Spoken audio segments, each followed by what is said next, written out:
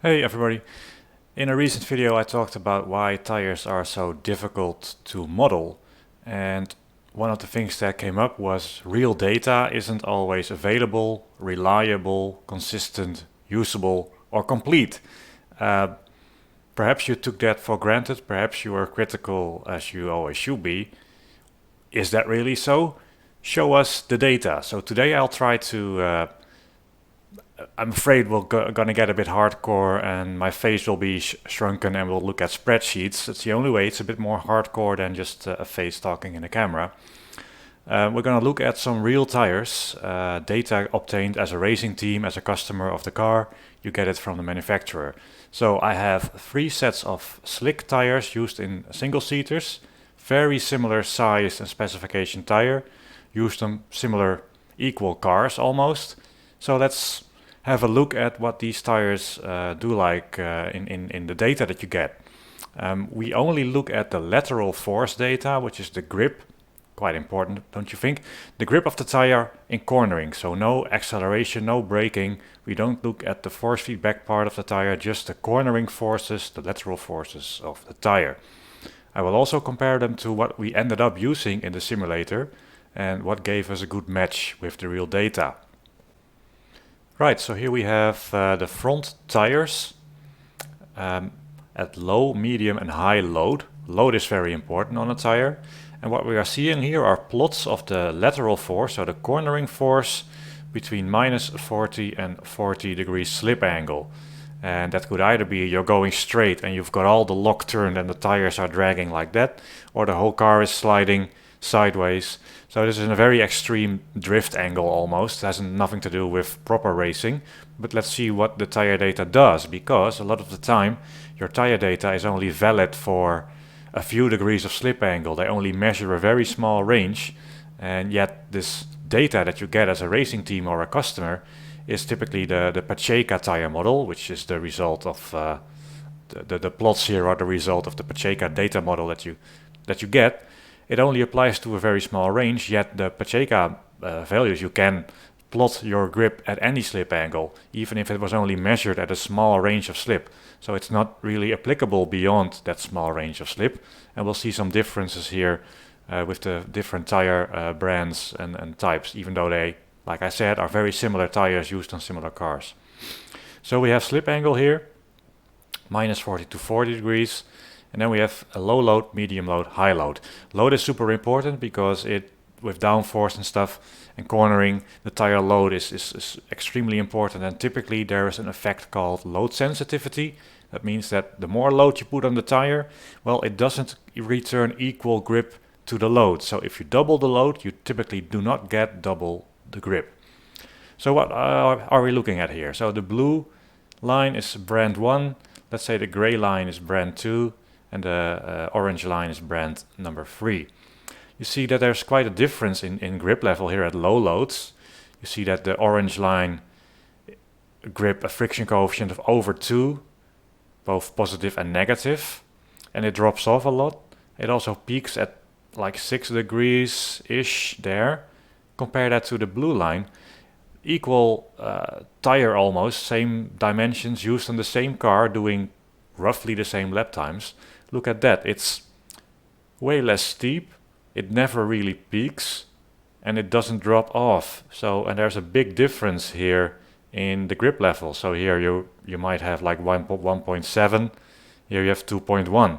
That's a huge grip difference, and that means if you get these tires here, if you're the only one who gets the orange tires, you'll be lapping the entire field even in a short race. Okay, right, now what happens at medium loads? You can see that the orange tire now has even more pronounced drop-off, which is, like I said, probably never measured because they only measured it until here-ish, so this is not reliable. It drops off a lot, but it still has a high friction coefficient of over 2. In fact, you can see the grip here, 2 point something, hasn't really dropped. If you go to an even higher load, like maximum downforce, high-speed cornering, you see that this orange tire isn't really changing. It still has over 2 friction coefficient both ways, and that's odd, very odd. However, look at the opposite tire, the gray tire. It has a friction coefficient of about 2 at low loads and like 1.7-ish at medium load and 1.3-ish, 1.2-ish at high load. So this one behaves completely differently as load increases on the tire. Whereas this orange tire is magic, doesn't lose any grip. The higher you put load on it, it's fine. You get the same grip levels, friction coefficient. But the gray tire loses a whole bunch of grip. The blue tire, on the other hand, is reasonably consistent. It doesn't have a lot of grip. Again, I'm not saying we can trust this at all, but this is the data you get. You see, it doesn't really peak, it just keeps growing, but it's at about 1.75 at 10 degrees, and then at medium load it's slightly dropped, and then at high load it's slightly dropped again. So regarding load sensitivity, we see that the orange tire has no effect at all. The gray tire has a huge effect, and the blue tire has a little effect. You can also see how incredibly different they are. Look at this low load, how they build up the grip. So here the grip comes in real fast with only a little bit of slip angle. You get all the grip, and the blue one ramps up a lot less steeply, as does the gray one. So for similar tires used on similar cars, these are 3 different tire data sets, and you can already see that the difference is huge. Here at high load, we have a grip of over 2 for one tire, and the other tire does the same lap times, we have a grip level of like 1.3. So we are 2.05 divided by, it's about that. So roughly 70% more grip, 70, not 17, 70% more grip if you had the magic orange tire versus the gray tire. Real data, you get this from your racing team, and they did their best, I'm sure, and the tire manufacturer, I'm sure they all did their best, but this does not work. You cannot apply this in a racing simulator, because if they do the same lap times, which they probably roughly do, it's impossible. This cannot be real. This cannot exist. Right, what else can we look at? Well, these were the front tires. How about the rear tires? Is there any difference there? Whoops. Yeah, rear tires, so sorry. Now it looks a little, what? I'm confused just looking at it now, because at the front we saw that in all cases the orange tire was the king of the hill, followed in this case, well, you know, the others trade places really. Look at the rear tires.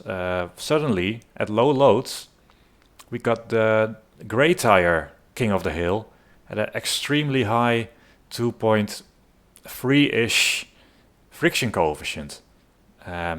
Typically the negative angles is what the tire experiences when you turn. So you should look typically at the negative values here, negative slip angles. So here the gray tire wins, followed by the orange tire and then the blue tire. But then we ramp up the loads and you see that we get the same thing. The orange tire does not lose grip. It's almost at around 2.0 friction coefficient regardless of the load. Whereas the gray tire, it loses a huge amount of grip as load increases. And just like on the front, the blue tire sort of sits a bit, it loses a little bit of force, but not much. So not only is the behavior different from the different manufacturers, it's also different front and rear. So imagine the balance of your race car is super important, and the front and rear tire grip of course plays an enormous role in this. And imagine your front and rear tire grip being very different between different brands, and we're not talking a few percent, which is already probably something you would feel as understeer or oversteer. We're talking 20, 30, however many percent sometimes differences, and that just points towards that this data is a hint at best, and you cannot really use it one-to-one. So, alright, looking at the 3 different brands is one thing, but now let's focus on the first brand and look at front versus rear. And here's something I don't quite understand is happening. The rear tire is actually the orange one. So we see at low loads, at all loads, the rear tire seems to have less grip than the front tire. This is possible, maybe, if it's a harder compound. I don't know. Perhaps it's possible anyway. But it's a little unlikely because if you look at like the contact patch size, it's a bit bigger. With the same sort of compound, you would expect the rear tire to have a bit more grip than the front tire, but you don't really see it here. And another thing you would probably expect from rear tires is that since they're a bit wider in this case, they probably have a bit more cornering stiffness. What's cornering stiffness? Cornering stiffness is the steepness of this line, how it builds up. But here, if anything, it's about equal at low loads and it's lagging ever so slightly behind at medium loads, and you can see that the slope here of the rear tires is smaller than of the front tire. So this is unexpected. I'm not saying it's wrong, I don't know. It's very unlikely, I would say, and doesn't compare to some other tires. So the rear tires of brand 1 have less grip than the front tires and also a bit less stiffness than the front tires. Plus, of course, it is not reasonable to expect the grip to keep on growing until 40 degrees slip angle.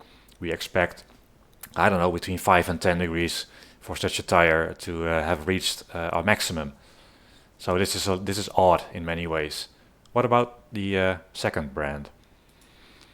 Well, the shape is very different. Here we have some drop off, but like I said, we only measure this tire until perhaps 10. We cannot trust it at all probably, but definitely not beyond this. And imagine how different this feels, right? If you get sideways, and the more sideways you get, the more grip the rear tires have. Or you're here, you get sideways, and your rear tire grip falls away quite quickly. This doesn't have to go to 0 in order for you to feel like you've lost a lot of grip. 10%, 5% grip loss is a lot, can send you into the hay bales in a hurry. And here it goes from like 2-ish to like, well, 1.75 in only a few degrees, like 10 degrees from here. You've lost quite a bit of grip,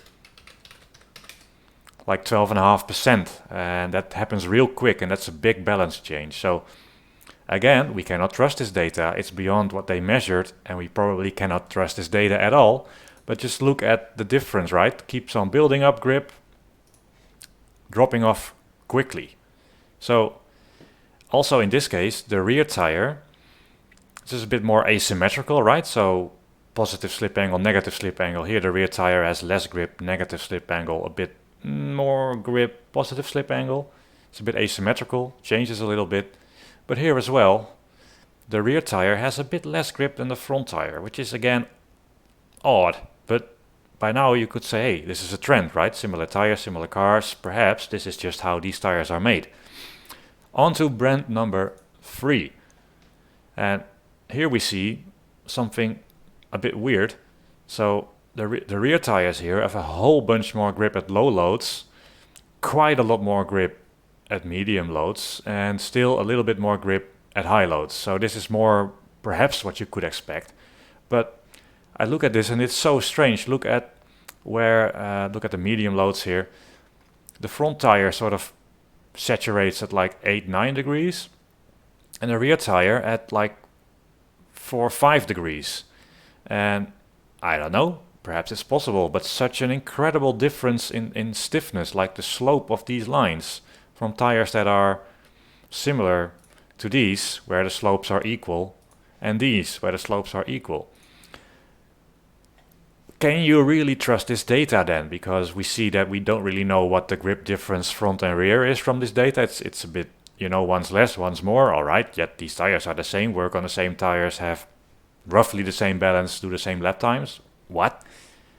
And here we see a very big difference in this stiffness. That's very important in feel, this slope. Because if you're cornering, the whole tire has to turn in order for the rear tires to get that slip angle. You turn the front tires, you get slip angle just from turning your steering wheel. But once the car reacts and the whole car starts to yaw a little bit, that's the rear slip angle that you get. And if the rear tires build that grip a lot sooner than the front tires, you sort of get this understeery feeling. where you need a lot more slip angle on the front tires, either from more steering lock. Well, actually, that's probably the only way. And the rears will feel super planted, and the whole thing might feel very understeery. Whereas something like this, when they are equal and you're steering, the front and rear sort of generate the same amount of grip at the same time, and you might be sort of a bit more balanced and less understeery. So the difference in feel of these three tires is ginormous, right? So here we have super forgiving but low rear grip tires, but no matter how much you drift, they have a lot of grip. Here we have quite a lot of grip drop off, and also far smaller peak slip angles, which is harder to drive because there's less feel, like it all happens quicker. Plus we are punished with drop off. So here you could drift this all day, and here you would probably spin out at your first attempt. And here we have a way bigger difference in stiffness. And also absolutely there is more rear tire grip. So the feel of these three tires wouldn't be just subtly different. It would be like from drivable to undrivable. It's a huge difference that is very unlikely to actually exist for real on these tires.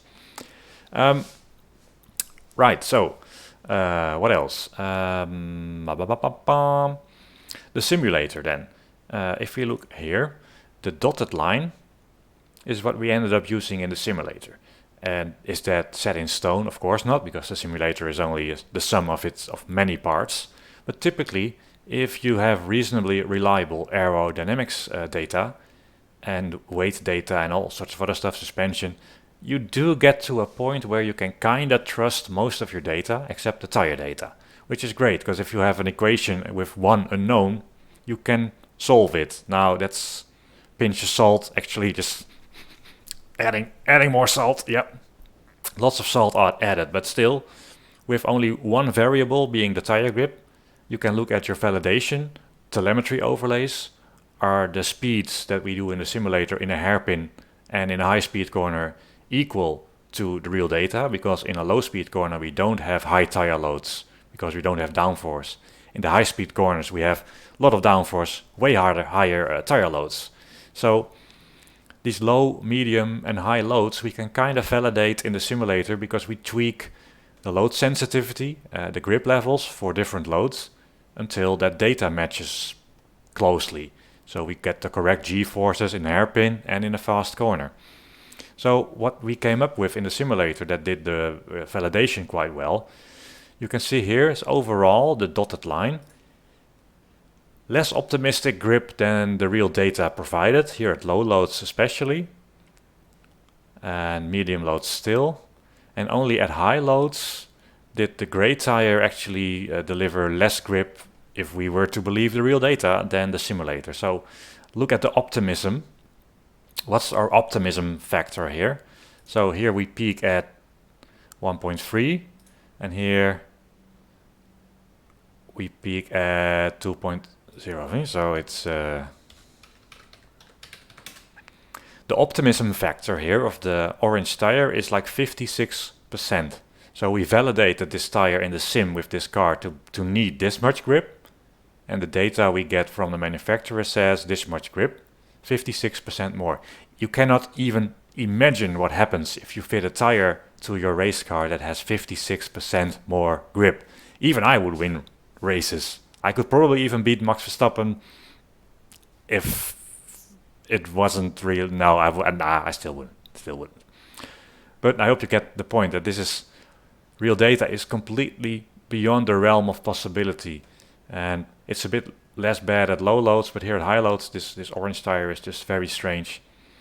You can also see that we do get, well, no, we don't get a good match, but the gray tire comes closest to what we ended up using in the simulator. Whether that's because they measured properly or it's just luck, because you see these real measurements are all over the place. What about the rear tires? Well, here we have the same overview, grip levels dotted line in the simulator, but here we see that perhaps the blue and also the gray tire are perhaps somewhat close-ish, but what we are interested in is the maximum here, because that's what we're chasing, and still the At low loads and medium loads, we see that the orange and the gray real tires provide a lot more grip than our sim tires did in order to validate. So using the real data would again make us a lot quicker and unrealistically, impossibly quicker. So that's something. Here's another bit of real data. Look at what happens here.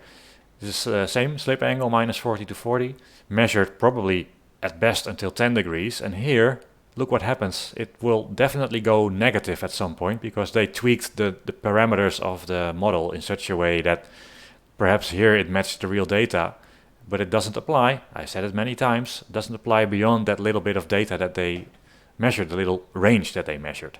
So it's not unimaginable that you would copy paste this into a simulator, and this would be very strange that your grip literally goes negative if we would extend it to 45 degrees. So summary time. We saw that these 3 different sets of tires performed amazingly differently in their real data. And we also saw that none of this data could actually be applied in the simulator because we ended up with somewhere in between different in all sorts of ways grip levels in order to validate the sim. So real data is not usable. If it's usable, only usable for a very small range, but you could see that it's just not something that applies. Typically though, this doesn't mean this data is nonsense or stupid. I'm always welcoming all the data because perhaps if you have 10 data sets of similar tires, you might see a trend. It's always useful, and I never want to throw data away just like before even looking at it. But the pinch of salt, the bucket of salt is quite large, and I hope you can now see with some real data how it does not apply to the simulator. However, there are some more disclaimers because it's never as easy as it looks, although this probably didn't look all that easy. The grip loss and stuff like that, what you experience when you're drifting, isn't just this curve that you're following. There's a lot more happening. The wheel spin you get of the rear tires means that you're not just cornering, you're in a combined slip situation where you ask the tire to do cornering and acceleration at the same time. And there your tire will behave differently altogether. So what we looked at isn't something you can follow that curve and say, well, this is what happens when drifting. No, when you're power sliding or you're locking the brakes into a corner, most of the time you're in a combined slip situation, and we did not look at that at all because guess what? They don't even provide data for that a lot of the time. And we already saw how unreliable the data can be, so how would you be able to trust the combined slip data if they provide it? So that's another thing. Plus thermal effects are not applied here, not in the Pacheco model, and we had the curves in the simulator at constant temperature. I could probably go on for quite a bit, but that just goes to show there's a lot more going on than just looking at these curves. But isolating and simplifying is what I did, so you could probably understand some of it and perhaps learn some of it. So I hope you found that interesting. Leave a comment if you want to discuss something, and I'll see you again at some point in the future. Bye bye.